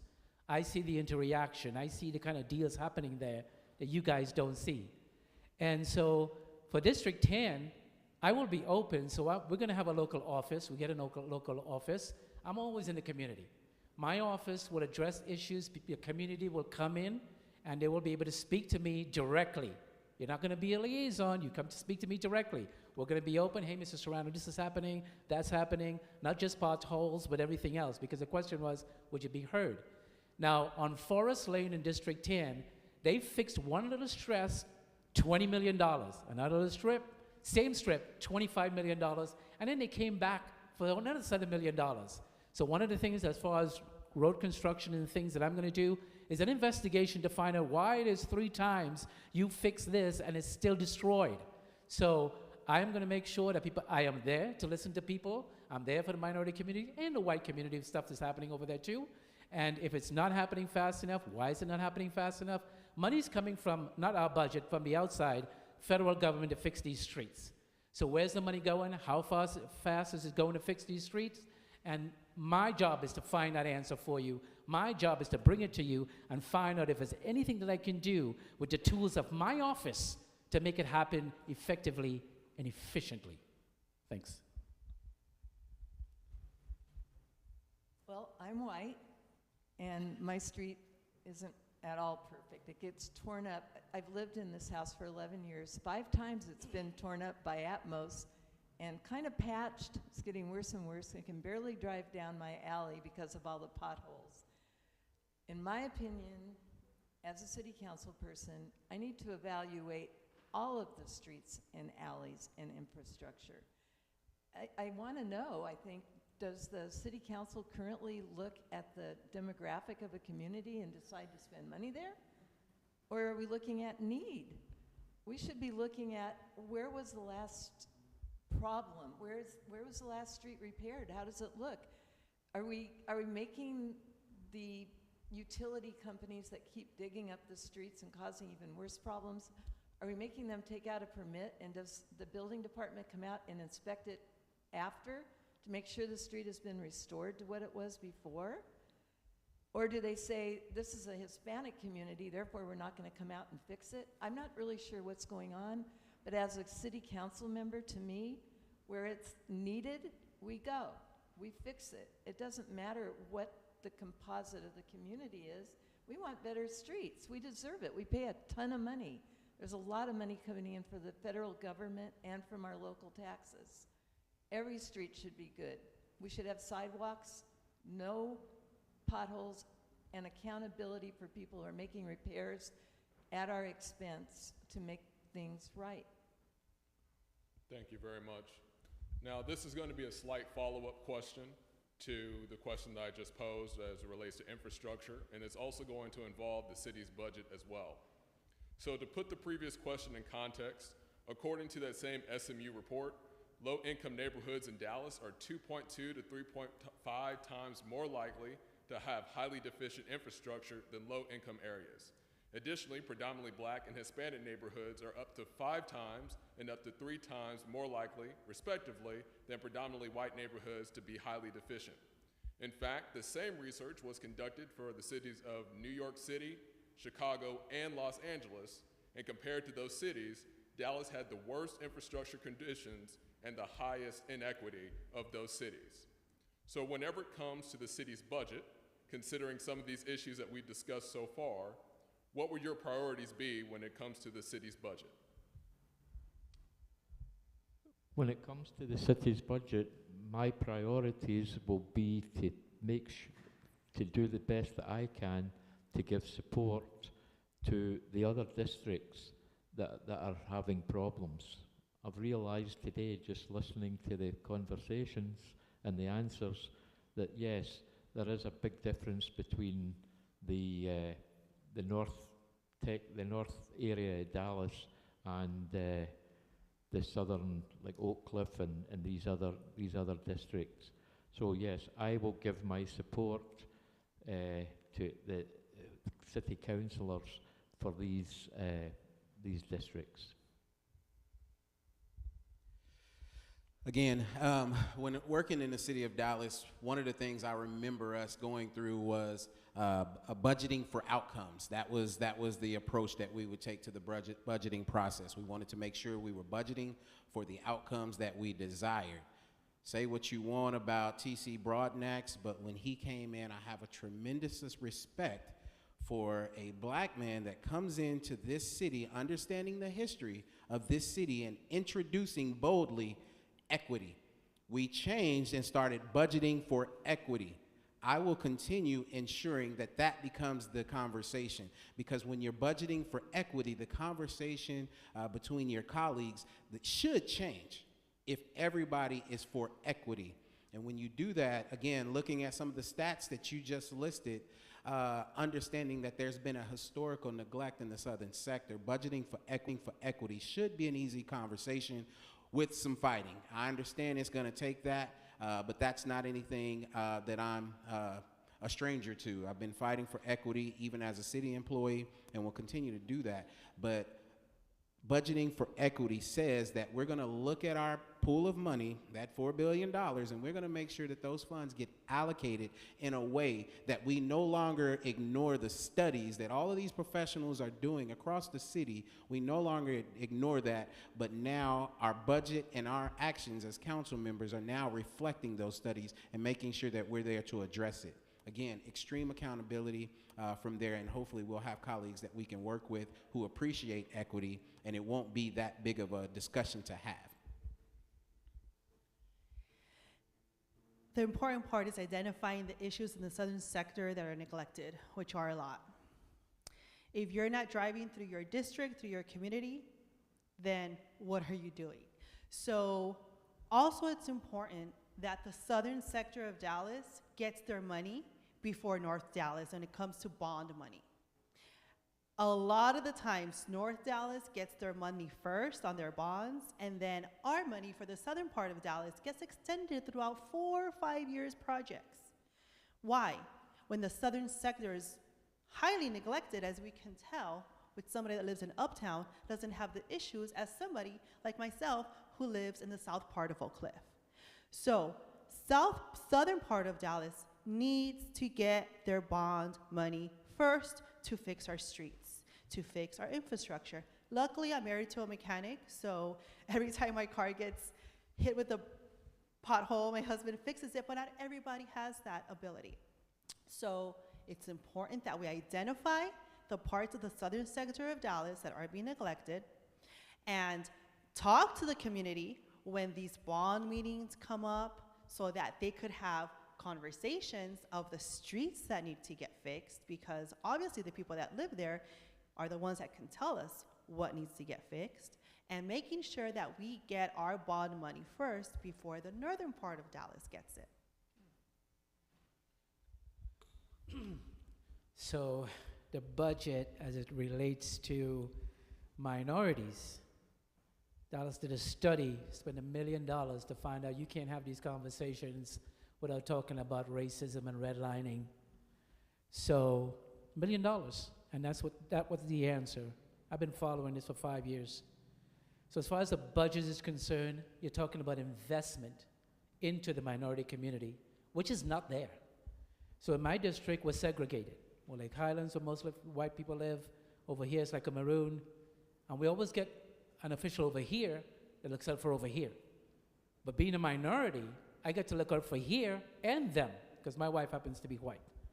So the budget must focus on raising the standard of the minority community. Right now in District 10, they want to dump all kind of minority poverty housing there. And we got Walmart, we got 99-cent stores. That doesn't help us. So what I would do is I would speak to TC, because no one else can make a decision on the city council unless you have 8 votes without the city manager. I've already in discussion with the city manager about having a multi-purpose center in District 10 and having to raise the standard of that community. Would stop telling people that we can invest millions of dollars into that part of District 10 for jobs and for security and for, raising, telling kids and telling the community we can do better. We can do them better as minorities. Don't treat us as if we are low qualified people. So as far as the budget is concerned, I would put more investment in my community, District 10, to raise the standard and stop all the dumping of low housing and low businesses going on there. I would raise it, increase the mentality, and then put the money in there to show us that we can do more. Thank you. Interesting conversation here.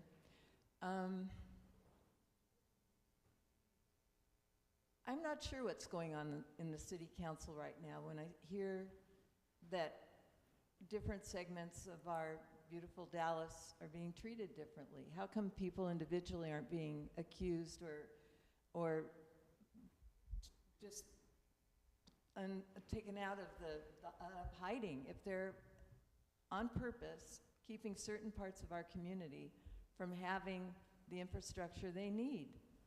You shouldn't have to realign your car every week or whatever it is, or get new tires all the time in any community.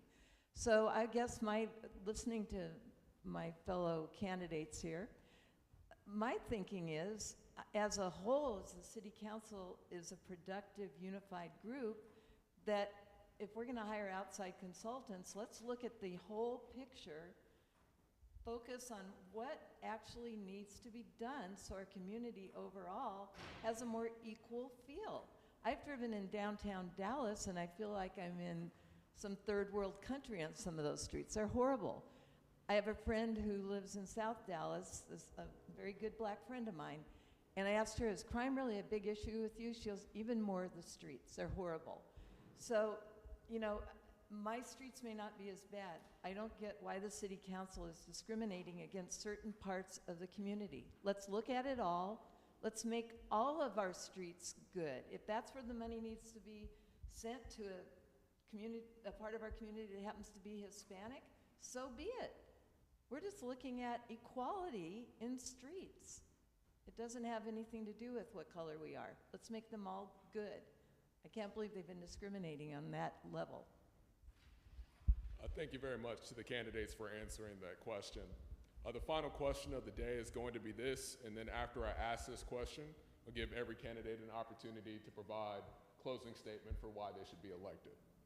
Considering all the issues whenever it comes to diversity and equity in the city of Dallas, and also some of the issues that it pointed out whenever it came to contracts, are you in favor or against diversity quotas and minimums in order to make sure that there is minority representation whenever it comes to the workforce and whenever it comes to contracts? Yes. Yes, I agree that there should be quotas, but you've got to be careful with the quotas. What I've found is that the quota's there and it gives a minority business, he or she gets the job. But it's a one person that benefits from that. That minority owner goes and hires a load of white people. And it's not, the minorities are not getting they're not getting the work, they're not getting the training, they're not getting the salary. So it's one person gets a check every month because he's a minority, and the minorities' workforce, they're not getting the work. So that needs to be tightened up. If they're given a quota to a minority candidate, a minority firm, that firm should be hiring minorities.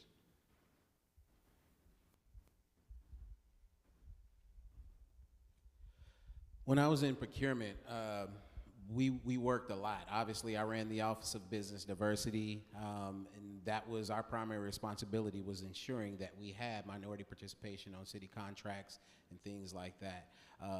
They were goals that were set based on the availability and disparity study. So as far as I'm concerned, it's not necessarily a quota. It is what it is based on the study. We understand that this is how much is available in terms of minority women-owned businesses. And so with that said, there are goals that are already established on all of the city contracts. I think it is important that that Office of Business Diversity, City Council, TC, and all of us continue to enforce what's already in place. The other thing that we've done, many people may or may not know this, but before contracts are awarded, one of the requirements for those prime contractors is to submit their ethnic workforce composition, because we're looking at that and we want to know, one, do you have minorities? Not just do you have minorities, but we also looking at how many minorities do you have in executive roles, management roles, entry-level roles, and just the day-to-day roles. We're looking at all of that even before that contract is awarded. So we're doing that. We also put in place local preference, and we put in living wage. Most recently, the city said that all city employees will be making, I think it's $18 an hour. Living wage says that any company doing business with the city of Dallas is now required to pay their folks at least $17.82 in a wage. So we're not just looking at the makeup of the ethnic makeup of their workforce, but we're also making sure that they're getting paid a quality wage. So whether they, again, if they're on a city contract, whether their standard is $15 an hour, they're required to meet the living wage requirement. So not only are we looking at the diversity of their workforce, but we're making sure they're being paid a living wage to thrive. Yes, 100% we need to involve the community, the minority community in this. You guys hear me talk a lot about the Hispanic community. yes, the Hispanic community is not knowledgeable of what is going on pretty much in the city of Dallas. And so we need to encourage these minority-owned businesses, whether it's woman-owned, LGBTQ-owned, Hispanic-owned, Black-owned, to participate in these type of just jobs and opportunities that the city of Dallas has. That needs to be a priority. I mean, I don't want to bring this up, but you know, Texas used to be Mexico. So I mean, if we're not coming out and talking about the minority community, especially the Hispanic community, then what are we doing? You know, we need to give all minority communities, especially the Hispanic community, and I'm talking about it specifically because in my district, the Hispanic voice has continuously been ignored. Now, I am here for all people. I just want to let the people know that. But the fact is that the Hispanic community has not been uplifted in our district, and so in order to uplift them means involving everybody, LGBTQ, Black, and Hispanic, in all the stuff that happens in the city of Dallas, especially when it comes to jobs and business opportunities and opportunities to grow. I'm going to sit down for this one. You know, in my District 10, they vote that way. They pick a white candidate, they spend a lot of money, and that's their quota. They must get a white candidate in District 10. So if I would have flipped that and said, should we have the quota for a white candidate only, I'd say I got a problem with that. You know, I talked about fair share. If it discriminates against qualified Black-owned businesses and minority-owned businesses, yes, let's do that quota. But I believe in the best man for the job. That's my thing, the best man for the job. Who's the best man for the job? If it happens to be a white person and they can build that street better, I can say, hey, quota forbids me from hiring you because I got to put a Black person in the job. And I don't know what they're going to do, or Hispanic or somebody like me. I don't know what they're going to do. But if your company is more qualified, I got to pick the qualified company. But we have racism in District 10 in Dallas. We have discrimination. We have disenfranchising going on. So I understand the question, and it's necessary to have fair share.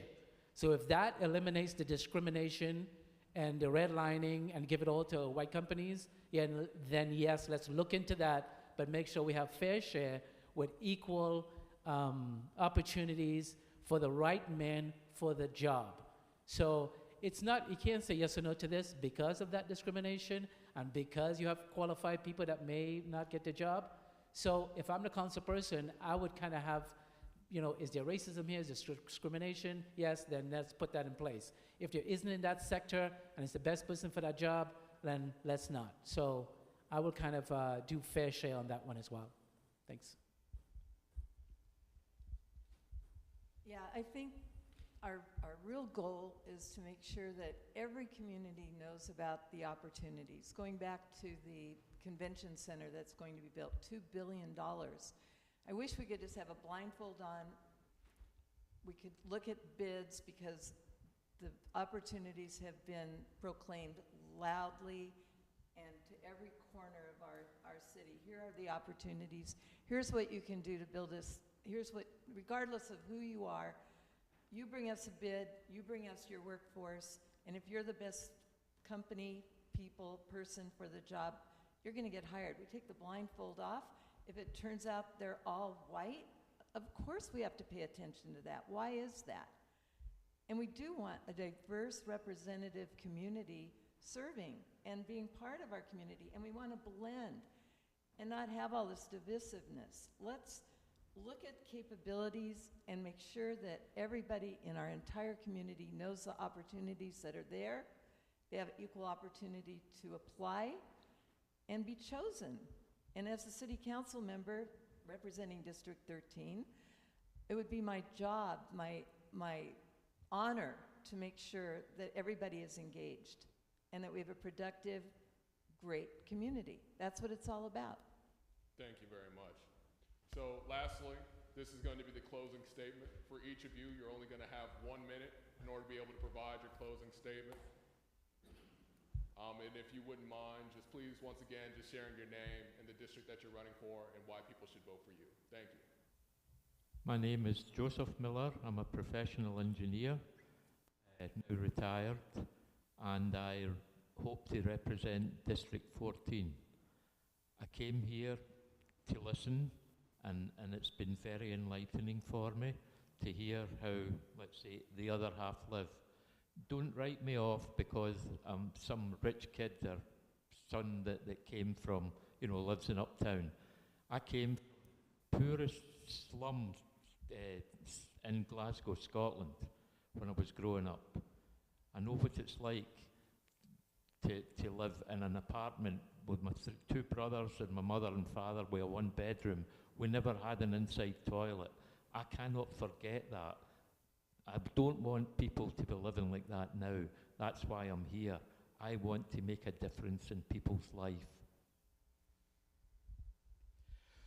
Again, to New Hope Baptist Church, thank you all for inviting us and having us here. My name is Zarin Gracie.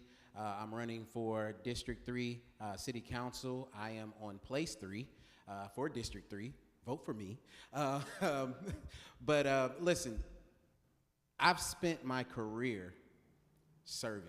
And the moment that I realized that God put it on my heart that I was a public servant, I've been doing it full speed ever since. You have a unique opportunity to vote for someone, elect someone that has a perspective of city staff.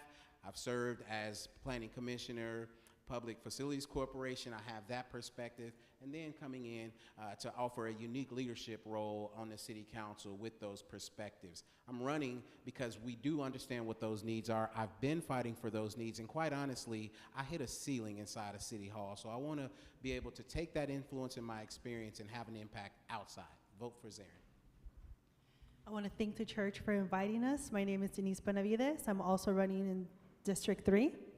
And I think it's important that we elect me because, number one, I'm diverse. I'm the only bilingual candidate that is running for this seat. I am the only woman that's running for this seat, and I think that should be acknowledged and applauded because women weren't able to vote for a very long time. So the fact that we're in these spaces is very important. And I'm also the only Hispanic running for this seat, and let me tell you, there has never been a Hispanic in this district. I bring up the Hispanic thing a lot. I'm here for all people, but the Hispanic voice has been elected in our district. There's a lot of underserved parts of our district, and I am fully bilingual. The reason why I think I should be voted in is because I can serve all people. I can speak the language, both Spanish and English, fluently. I am number 5 in the ballot, and they save the best for last. My name is Serrano Keith Baldio. I'm running in Dallas District 10, number 3. You don't see my opponents here, and that's evidence of they don't care about the minority community, because if they did, they'd be here fighting for you. My district is the last councilman leaving. He's the one that voted for the Confederate monument, and 2 of the people financed him doing that. It's 181 years of white rule, and I'm trying to break that to give us a seat at the table. I am a Christian. I am running because of my faith. My sister told me, you'll be the first minority, you'd be the first immigrant, you're the first Caribbean, the first West Indian, the first Trinidadian, and the first exotic man to be running for this office. I said, okay, hold it up with the exotic stuff. I'll take the rest. So I bring change. I bring change. I bring a new vision. I bring something different to Dallas, not just District 10. And I'm asking you to support me. You can go to Serrano2023.com. We're just putting stuff up. SIRRANO 2023. And I hope you support me even if you don't live in my district. Thank you. Thank you for having us. My name is Priscilla Shacklett, PriscillaForDallas.com if you want to see my website. I have a really strong business background. I feel like we need an objective look at where our dollars are coming from, who's spending them, where they're going, and my energies will be 100%. I don't have any other job right now except to serve Dallas. My energies will be spent 100% to make all of Dallas better. I'm listening, I'm hearing community issues. I want to work with people. I want to see what's going on where I don't live. And I want to help and make Dallas a better place for everybody. Priscilla Shacklett, PriscillaForDallas.com. Thank you. Thank you very much. And I know there There's some group of us in here, so let's just give a round of applause for the candidates for showing up. Thank you very much. Give everyone an opportunity to be able to mingle a little bit, but before I do that, I want to make sure I turn the mic over to Ms. Wicks. Thank you, Attorney Bedford. You did a phenomenal job moderating today. Let's give him a hand. And I do want to acknowledge Attorney Kaylin Dixon, who served as our timekeeper today. Thank you, Counselor. To Mr. Lewis Bedford III, served as our videographer. Thank you. Our cameraman for today. Thank you, sir. And our AV person is Deacon Cedric Haggerty. He's running around here multitasking as always. Thank you. And also, we had support from the office staff. I don't want to ignore the hardworking people behind the scenes. Our executive secretary and administrator is Heather Gary, and of course, our building facilitator, Mr. Biggers. We thank them for their support. Also, before we go, our pastor wanted you to know that we will be, as I stated before, we want you to save the date for our 150th anniversary celebration, which will be here Sunday, July the 23rd, 2023. The theme is Changing Seasons, Unchanging God, Lamentations 3, verses 22 and 23. That's a message from our senior pastor, the Reverend Dr. Damian Williams. So on behalf of the Government and Political Relations Committee of the New Hope Baptist Church, we want to say thank you so much for you sharing your time with us. If you have printed materials, we would like to have that. If you don't have them with you today, the office will be open during the week from 9 until about 4:30, and we would love to have your information. New Hope Baptist Church is a nonpartisan church. We do have members of the Republican and Democratic parties that are a part of our congregation, and we are nonpartisan. We do not endorse any candidates, but we do offer the opportunity for candidates to let us know who they are and what they stand for. So on behalf of the Government and Political Relations Committee, we're going to bid you good day after we hear a benediction from our pastor emeritus, Reverend Dr. Ronald E. Jones. Look forward to another political forum for the educational realm that will be coming at another time, and we will give you further information on that later. Thank you. I'll just do it from here. I think I can project. Before I congratulate all of you who are running and offering your talents and your time to serve this great community. And thank you for being here today. With that, let's go to the Lord in prayer. Eternal Father, thank you for being part of this gathering as we are continuing to do our duty to respect those who serve and govern us and encourage those who seek to govern. We pray that you be with these candidates as they go forward to maintain their openness, their transparency, and I pray, God, whoever gets elected, that they make a commitment to be available and accessible, not only to their constituents, but to all the citizens and business people who seek their service, their advice, and their leadership, and enable them to be mindful that the members of New Hope Baptist Church live in all the different districts and all parts of this county, and we stand ready to support and render our aid to them as well. Be with them and guide them, protect them from harm and danger, and all of us who have gathered in the name of our Lord and Savior Jesus Christ. Amen, amen, amen.